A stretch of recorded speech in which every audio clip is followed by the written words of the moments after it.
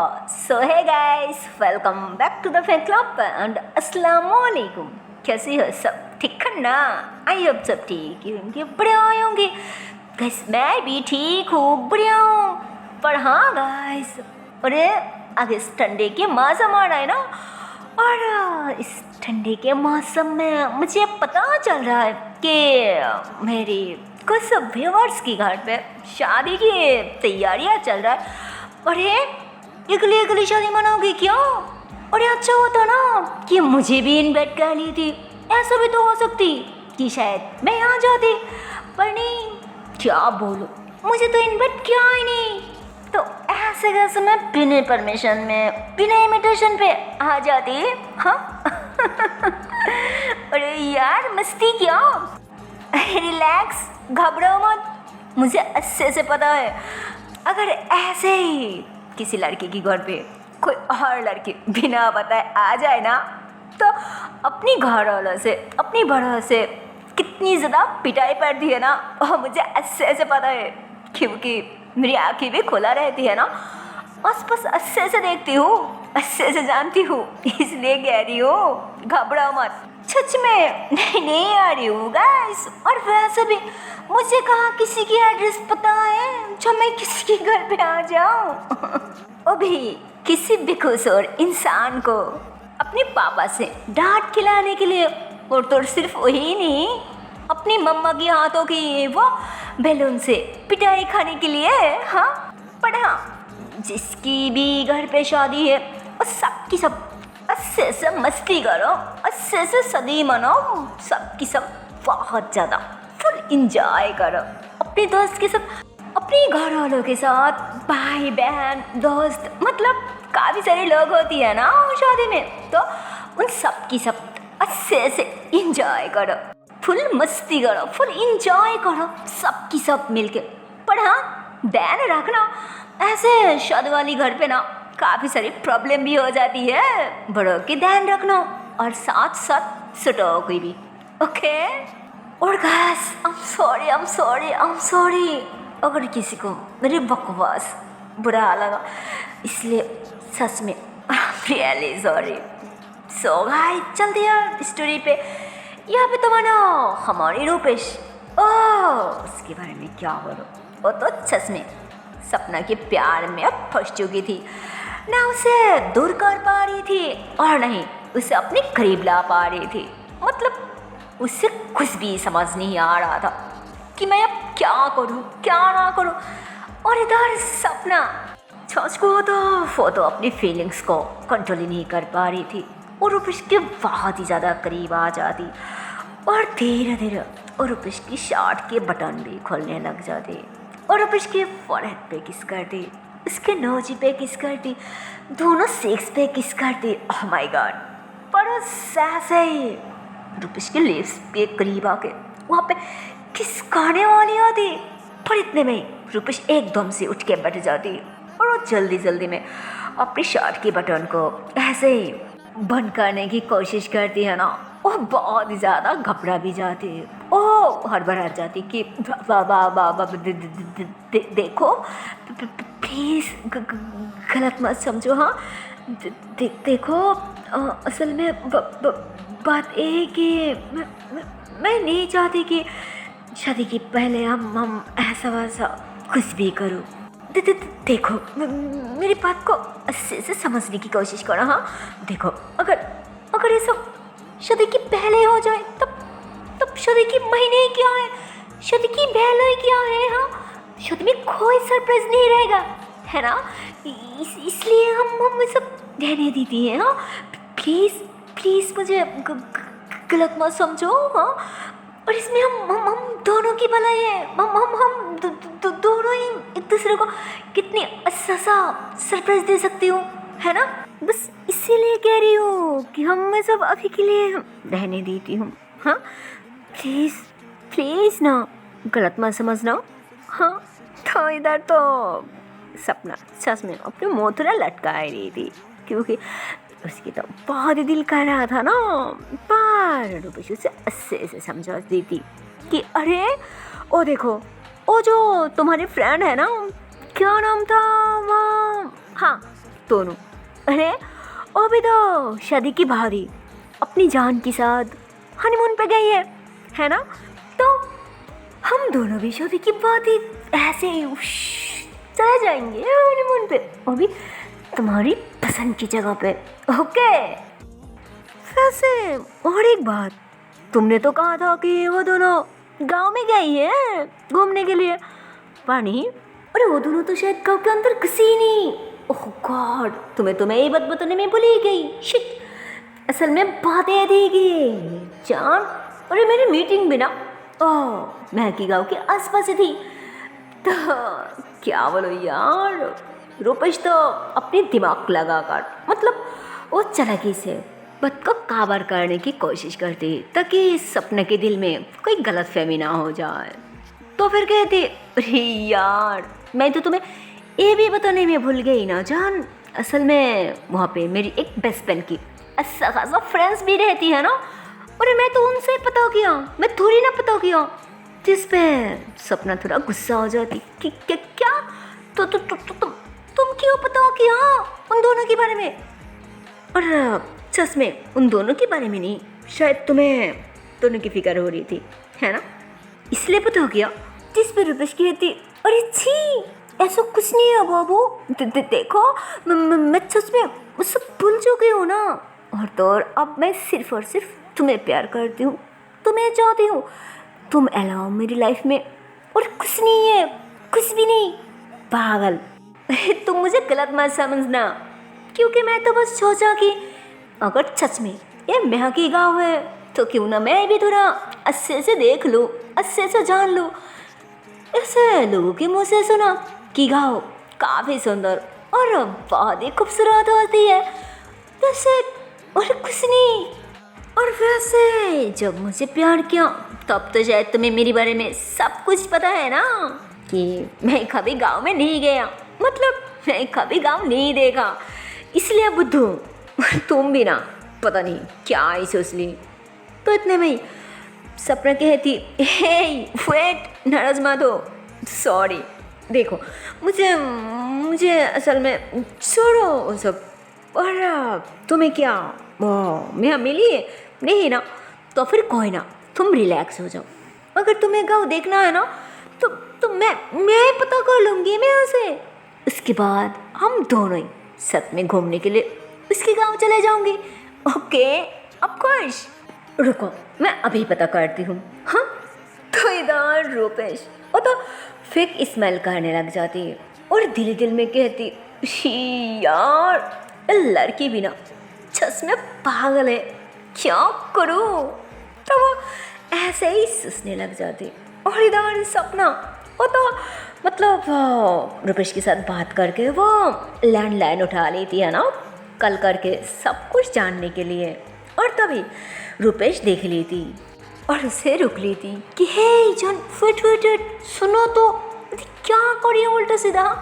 सुनो, तुम्हें बस उनसे ये पता करनी है कि तुम जानती हो कि मैं और दोनों की दोनों मैं के गांव में नहीं गई, वो दोनों गांव में है ही नहीं। फिर वो दोनों की दोनों घूमने के लिए गई तो कहाँ गई। और तो और तुम्हें उससे इम्पोर्टेंट बात करनी है, वो भी अभी के अभी, और ये भी अच्छे से याद से बता देना। और हाँ, अगर आंटी को भी नहीं पता है ना तो उन्हें भी ये बोलना कि कोई ना कोई तो उन्हें भी उल्लू बनाया, उन्हें भी झूठ बोला। सच तो कुछ और ही है, सच तो वो दोनों कहीं और ही गई है, जिसके बारे में किसी को भी कुछ नहीं पता। सबकी सबको जानबूझ के किसी ने उल्लू बनाया, किसी को अंधेरे में रखा। सच कुछ और ही है, इसलिए तुम्हें बस इतनी जानना है कि आखिर वो दोनों हनीमून मनाने गई तो गई कहाँ और कब गई। ओके लो अब बात करो उनसे। क्या बोलो यार, रूपेश जब उसे इस तरह से समझा रही थी ना, ओह माय गॉड, सपना तो मानो उसे हैरान होकर बस देख रही थी, उससे घुरी जा रही थी। और फिर अचानक कहती, एक मिनट, पर उन दोनों के बारे में जान के हमें क्या काम है, हम क्या करेंगे, वो दोनों घूमने गई तो घूमने दो ना। तो इतने में रूपेश कहती, लो पागल की बात सुनो। अरे जान, ऐसे भी तो हो सकती है ना क्यों दोनों कहीं ऐसा जगह पे घूमने गई है, तो फिर हम जान के वहाँ पे हम दोनों भी जाएंगे ना घूमने के लिए। सोचो एक बार, वो दोनों कितने सरप्राइज हो जाएंगे, है ना। और फिर उन दोनों के साथ साथ हम दोनों भी थोड़ा घूम फिर लूँगी। उसके बाद शादी की शॉपिंग भी हम वहीं से कर लूँगी ना, सबकी सब साथ में मिलकर प्लान वगैरह करके। सोचो मेरा आइडिया कैसा रहेगा। हाँ, अरे पागल, अभी भी समझ नहीं आ रहा है क्या? क्या यार, तुम भी ना कभी नहीं समझोगी बुद्धू। तो क्या बोलो यार, सपना तो मानो सच में रूपेश की बातों पे आ जाती। वो सब कुछ यकीन मान ली थी, जिसपे वो बहुत ही ज़्यादा खुश हो जाती कि क्या हम दोनों की शादी की शॉपिंग। ओह माय गॉड, मुझे तो यकीन नहीं हो रहा है कि हम दोनों की शादी अभी इतनी जल्दी। ओह माय गॉड, कोई ना चल, मैं अभी कल कर लेती हूँ ना, मैं अभी पता कर लेती हूँ।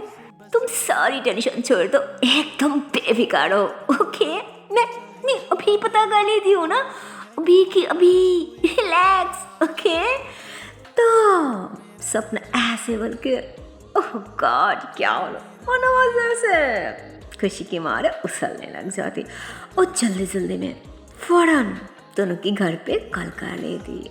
और इधर दोनों के घर पे तो अभी कोई नहीं था सिवाय इसकी मम्मा, तो उन्होंने कॉल उठा ली थी। तो भाई साहब क्या बोलूं, सपना तो मानो दोनों की मम्मा के साथ इतनी अच्छे से और इतनी इमोशनली से बात करने लग जाती है ना, मतलब मानो उन्हें ब्लैकमेल करने लग जाती।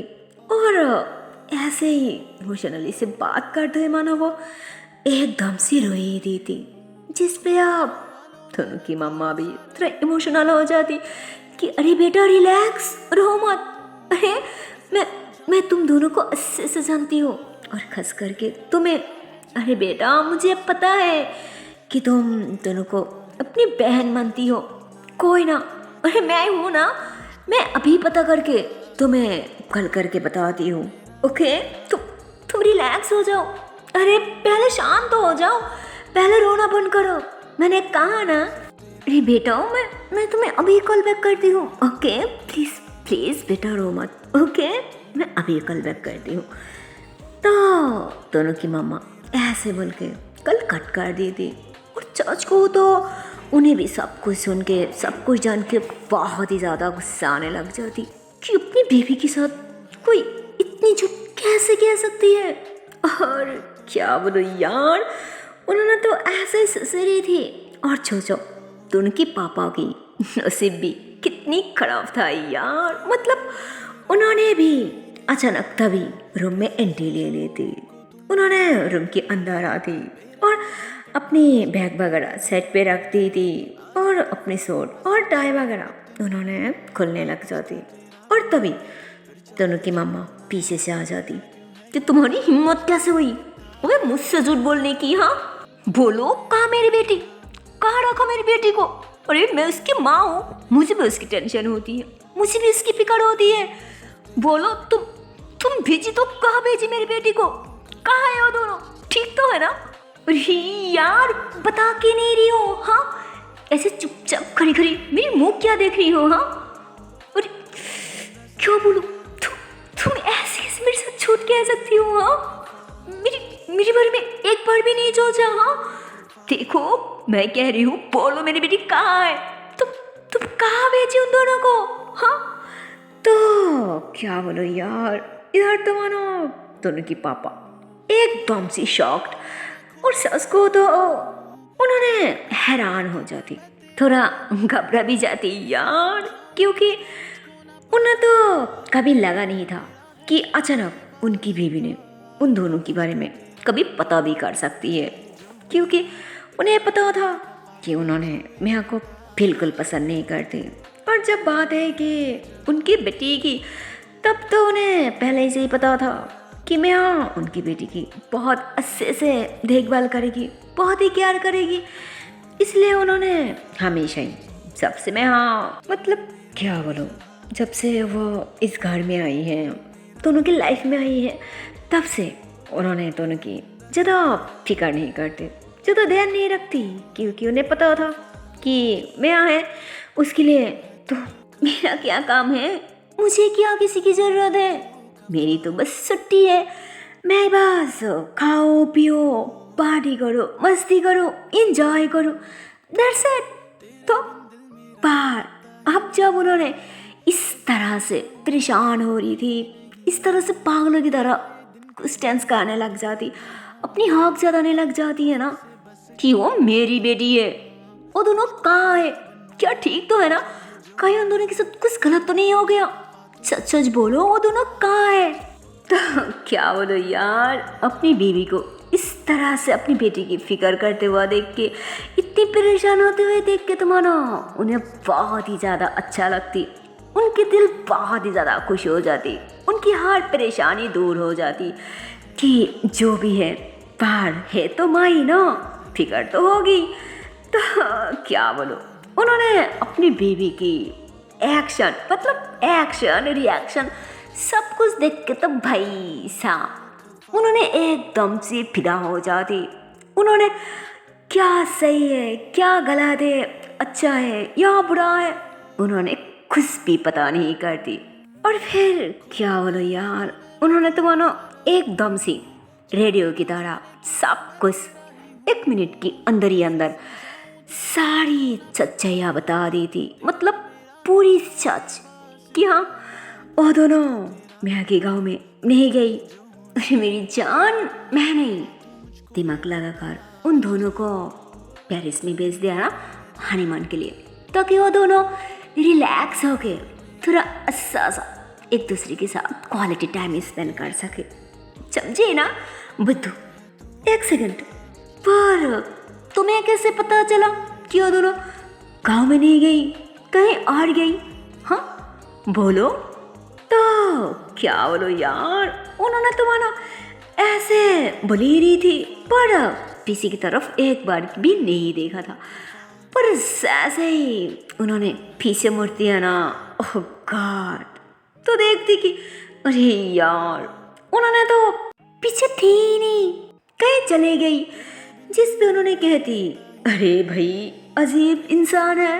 मतलब क्या बोलूं, अभी अपनी बेटी की इतनी फिकार हो रही थी, बेटी के बारे में जानने के लिए इतनी उतावला हो रही थी, पर देखो अभी कहाँ चले गई यार। क्या बोलूं, सच में ये औरत को ना समझना किसी आदमी की बस की बात ही नहीं है, कब क्या बोलती है तो कब क्या कर देती है, जिंदगी बर्बाद करके रख दी। क्या बोलूं। तो उन्होंने ऐसे बोल के थोड़ा सा स्माइल करती और फिर अपनी काम करने लग जाती। और इधर दोनों की मम्मा चाच को तो उन्होंने भी कुछ काम वगैरह करने लग जाती है ना, और साथ साथ माना वो पद के बारे में उन्होंने एकदम से भूल भी चुकी थी कि उन्होंने सपना को क्या कहा था कि तुम रुको मैं थोड़ी देर में तुम्हें कॉल बैक कर रही हूँ। और उधर तो माना सपना और सपना के साथ साथ रूपेश भी बेसब्री से वेट कर रही थी कि कब तो उनकी मम्मा का कॉल आएगी, कब मुझसे पता चलेगी कि वो लोग कहाँ गई है। और इधर तो उनकी मम्मा उन्होंने तो माना सब कुछ बोल के खुद के लिए अपनी पति के लिए खाना प्रिपेयर करने लग जाती।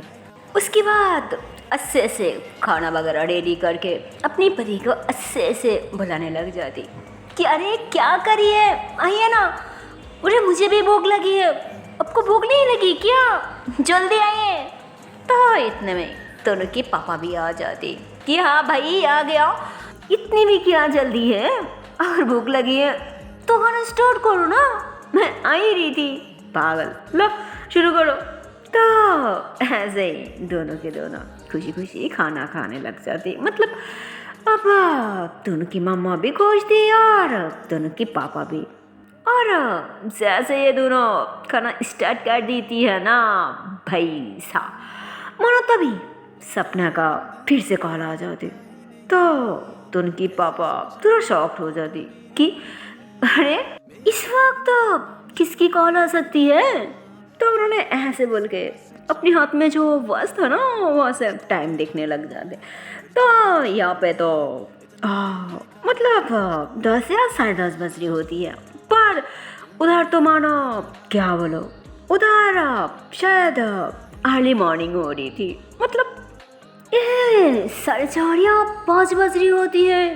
तो उनकी पापा को तो पता होती है वहाँ की टाइम, तो उन्होंने कहती इस वक्त उन दोनों में से कोई भी नहीं कल कर सकता, क्योंकि वो दोनों तो अभी सो रही है ना, तो शायद कोई आ रही है, रुको मैं देखती हूँ। ओके, तो उन्होंने ऐसे बोल के जाने लगता है।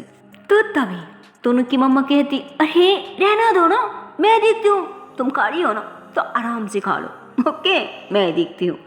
तो उन्होंने मुस्कुरा दी और फिर आराम से, मतलब उन्होंने सुकून से मजा ले ले के खाने लगती है। बट इधर दोनों की मम्मा यार क्या बोलो, उन्होंने तो जो भी बात था ना, है क्या यार कैसी मम्मा है, मतलब सपना की औलाद है। उन्होंने जो भी बात था ना भाई साहब, उन्होंने तो सब कुछ उगल दी थी, क्योंकि शायद उन्हें भी सच में कुछ भी नहीं पता था। उन्हें बिल्कुल नहीं पता था कि इसके पीछे रूपेश की कोई भी हाथ हो सकती है, रूपेश की कोई भी गलत इरादा रह सकती है, मतलब कुछ भी नहीं, या फिर क्या है क्या नहीं, आई डोंट नो कि उन्हें सच में पता थी या फिर नहीं थी। पर ये बात तो सच थी कि उन्होंने अपनी बेटी की फिक्र छोड़ के, अपनी बेटी की अच्छा बुराई छोड़ के, अपनी बेटी की टेंशन छोड़ के दूसरी की बातों पे आ चुकी थी। और दूसरी की बातों पे आके शायद उन्होंने अनजाने में अपनी बेटी को बहुत ही बड़ी मुसीबत में डाल चुकी थी। सब कुछ बता के उन्होंने सब कुछ सच सच बता दी थी कि अरे बेटा वो दोनों तो यहाँ पे है ही नहीं, वो दोनों तो 2 दिन पहले ही पेरिस में चले गई अपनी हनीमून बनाने के लिए, घूम फिरने के लिए। पर उन्हें क्या पता था कि उन्होंने कितनी बड़ी गलती कर दी। वेल बात खत्म होते ही रूपेश फौरन कल कट कर दी थी, जबकि उधर से दोनों की मम्मा अभी भी बार बार हेलो हेलो बेटा, सपना क्या मेरी आवाज आ रहा है, सपना सपना बेटा। पर क्या बोलो यार, कोई भी आवाज ही नहीं आ रहा था। कैसे आवाज आती, क्योंकि कल तो कट चुकी थी और उन लोगों को जो जानना था, उन लोगों को जो चाहिए था, वो तो उन लोगों को मिल चुकी थी, उन लोगों को पता चल गया था। आई मीन रूपेश को सब कुछ मिल चुकी थी, उसे पता चल गया था ना कि वो दोनों अब और इस वक्त कहाँ एंजॉय कर रही है, कहाँ पे घूम फिर रही है। तो रूपेश फौरन खड़ी हो जाती कि सॉरी सॉरी सॉरी जान, आई एम एक्सट्रीमली सॉरी, असल में मैं मेरी क्रेडिट कार्ड लेने में भूल गई हूँ, सॉरी, चलो मैं तुम्हें ड्रॉप कर देती हूँ, उसके बाद हम बाद में मिलती हूँ, हाँ चलो चलो। तो इतने में सपना कहती अरे रिलैक्स, कोई ना, इतने भी क्या जल्दी है, अरे बैठो, और मैं हूँ ना, मेरे पास है, हम वो यूज़ कर लेंगे, तुम टेंशन छोड़ो, बेफिक्र हो जाओ। और वैसे मुझे तुम्हारे साथ थोड़ी देर ऐसे रहना है, तुम क्यों हमेशा ऐसे जल्दबाजी में रहती हो, हाँ मुझे तुम खुद ऑफिस के बॉस हो, तो फिर या फिर ये सब भी तुम्हें गलत ही लग रहा है, हाँ बोलो बोलो। तो सपने ऐसे बोल के वो रूपेश की सीने पर सार रख दी थी है ना, ऐसे ही बेड पे टेक लगा के, मतलब ये दोनों ही बेड पे टेक लगा के बैठा हुआ था। तो सपना वैसे ही रूपेश की सीने पे सार रख दी थी। और सच को तो जब ये दोनों ही एक दूसरे के साथ ऐसे चिपक के थी ना, ओह गॉड क्या बोलो, सच में ये दोनों बहुत ही ज़्यादा क्यूट लग रही थी, बहुत ही ज़्यादा, क्या बोलो। पर रूपेश उसे दिल से एक्सेप्ट थोड़ी करी थी यार, और वो तो अभी भी ड्रामा की जा रही थी ना, जिसमें आप सपना के बात सुन के वो ऐसे ही थोड़ा सा मुस्कुरा दी थी कि नहीं लगती गलत, मुझे इतना भी गलत नहीं है ऐसे किसी को हक करना, पागल। पर सच को तो मेरी जान, मुझे जाना होगा, कुछ इम्पोर्टेंट काम आ गया ना, इसलिए। पर कोई ना, अगर तुम छोड़ना नहीं चाहती हो तो इट्स ओके, हम ऐसे ही रहती है। तो क्या बोलो यार, रुपेश इतनी प्यार से जैसे ऐसे उसे कहती है ना, ओह माय गॉड। मतलब क्या बोलो, सिर्फ सपना नहीं, अगर फैमिली की कोई भी किसी के साथ इतनी प्यार से इतनी अच्छे से बात करे ना, तब तो उस पर मतलब दिल आ जाती है यार, कसम से। जैसे यहाँ पे सपना को दिल आ जाती है ना रुपेश की बातों से, जो सुन के वो एकदम से हैरान हो जाती और फटक से खड़ी हो जाती कि हाँ इम्पोर्टेंट काम है। उसी यार पहले बताना चाहिए था ना, कोई ना चलो हम अभी निकलती हैं, हाँ चलो। तो रुपेश कहती अरे वो सीरियस, तो सपना कहती यस आई एम सीरियस। अरे मिल तो हम कभी भी सकती हो ना, पर इम्पोर्टेंट काम तो टाइम पे होना चाहिए कि नहीं, पागल चलो। जिस पे रुपेश खुश हो जाती कि सच में तुम सच कह रही हो। तो सपना कहती हाँ बाबा सच में, चलो। पर हाँ मेरी जान, पहले मुझे मेरे घर पे ड्रॉप करना होगा, फिर ओके। जिस पे रुपेश बहुत ही ज़्यादा खुश हो जाती और खुशी के मारे तो वो सपना को टाइटली आकर लेती कि ओके बाबा फाइन, चलो तुम ऐसे बोलोगे ना बिल्कुल वैसे ही होगा, ओके चलो चलो चलो। तो फिर ये दोनों ही खुशी खुशी हाथों में हाथ डाल के वहाँ से बाहर आ जाती। पर क्या बोलो, खुश तो दोनों ही थी, पर असली खुश तो सिर्फ और सिर्फ सपना ही थी। पर हमारी रुपेश, ओह माय गॉड, उसके बारे में क्या है बोलो, वो तो मानो अंदर ही अंदर सास्ट सांप की तरह फंस रही थी ना, वो भी गुस्से से कि मुझे बेवकूफ़ बनाया, मुझे उल्लू बनाया, मुझसे झूठ कहा, मुझे इतनी देर फजूल में घुमाया, एक दिन एक रात मुझसे छीन ली। मैं तो किसी को नहीं छोड़ूंगी, किसी को नहीं। वो ऐसे बोल के सपने के साथ गुस्से से बाहर निकलती और फिर अच्छे से सपना को ड्रॉप कर दी थी। और तो और क्या बोलो यार, आज तो माना वो सपना को अच्छे से बाय भी नहीं करती। मतलब सपना जैसे ही गाड़ी से नीचे उतरती ना, ओह गॉड क्या बोलो, वो तो फौरन गाड़ी वहाँ से घुमा ली थी और फौरन वहाँ से निकल जाती। जिस पे सपना को ऐसे लगती कि अरे यार इसकी तो इतनी ज़्यादा इम्पोर्टेंट काम आ गई ना, जिसकी वजह से मुझे बाय तक नहीं बोला। कोई ना छोड़ो, शायद उसे सच में कोई इम्पोर्टेंट काम आ गया ना, इसीलिए। और नहीं तो मैं जानती हूँ उसे, वो ऐसा कभी नहीं करती। हाँ तो क्या बोलो यार, प्यार में इंसान इतनी ज़्यादा अंधी हो सकती है। वो तो अगर सपना को नहीं देखा जाता तब तो शायद हमें भी नहीं पता होता ना। अरे यार क्या बोलो, जिसके कारण वो खुद ही अपने आप को झूठी तसल्ली देने लग जाती, खुद को समझाने लग जाती कि रुपेश ऐसा हो ही नहीं सकता, सच में शायद उसे इम्पोर्टेंट काम आ गया इसलिए चले गई। और नहीं तो सच में वो मुझे बहुत प्यार करती है। हाँ तो ऐसे बोल के खुशी खुशी अंदर की तरफ चले जाती। पर इधर रुपेश, अरे यार उसे क्या इम्पोर्टेंट काम था। अरे भाई उसे तो इम्पोर्टेंट यही था ना कि जितनी जल्दी हो सके बस उसे एक फ्लाइट पकड़ना होगा अभी पेरिस के लिए, और तो और जितनी जल्दी हो सके, और तो और कितनी भी पैसा क्यों ना लग जाए, फिर भी मुझे अभी की अभी फ्लाइट चाहिए। और तो सास को तो उसे बात हजम नहीं हो रहा था, उसे सब्र नहीं हो रहा था ना ये बात सुन के कि वो दोनों वहाँ पे 2 दिन से एक दूसरे के साथ कितने क्वालिटी टाइम स्पेंड कर रहा है, कितने मजा ले रहा है, कितने रोमांस कर रहा है, और मैं यहाँ पे भाग भाग के परेशान हो रही हूँ, कहाँ नहीं ढूंढा, और वो दोनों वहाँ पे रोमांस कर रहा है और मैं यहाँ पे तरस रही हूँ। मैं नहीं छोड़ूंगी दोनों, मैं नहीं छोड़ूंगी, मैं किसी को नहीं छोड़ूंगी, किसी को नहीं। आ रही हूँ, मैं आ रही हूँ तुम्हारी पास, वो भी बहुत ही जल्दी। सो हे गाइस, इसकी आगे की पार्ट देखते हो नेक्स्ट वीडियो पे और देखती हूँ इसके आने वाले पार्ट में क्या होगा? क्या रुपेश सच में पेरिस में उन दोनों के पास जा पाएगी या फिर उसकी सपना अधूरा रह जाएगी?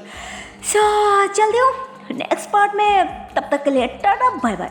पर जाने से पहले एक छोटी सी रिक्वेस्ट है यार, अगर वीडियो को अभी तक लाइक नहीं किया, शेयर नहीं किया तो किस्मत की देरी है यार, जल्दी से लाइक कर दो, शेयर कर दो और चैनल को कर दो subscribe. Okay tata and bye bye. So take care guys, bye bye.